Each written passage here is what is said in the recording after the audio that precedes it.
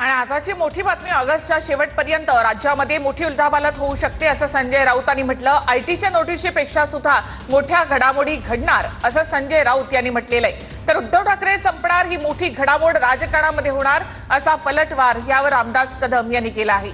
उद्धव ठाकरे राजकारणातून संपणार असा दावा रामदास कदम यांनी केलाय. इंडियनपेक्षा दिल्ली जास्त मला माहिती आहे आणि केंद्रीय तपास यंत्रणांच्या कामाची पद्धत सुद्धा मला माहिती आहे. इन्कम टॅक्सची नोटीस मी फार गांभीर्याने घेत नाही. हा इशारा आहे, हा एक इशारा आहे. याच्यापेक्षा काही वेगळ्या घडामोडी साधारण ऑगस्टच्या अंतापर्यंत घडतील असे मला संकेत आहेत आणि या राज्याच्या राजकारणामध्ये मोठी उलथापालथ त्याच्यामुळे होऊ शकेल. तुम्ही म्हटलात महाराष्ट्र राजकारणामध्ये मोठी घडामोड होणार आहे, ही गोष्ट खरी आहे.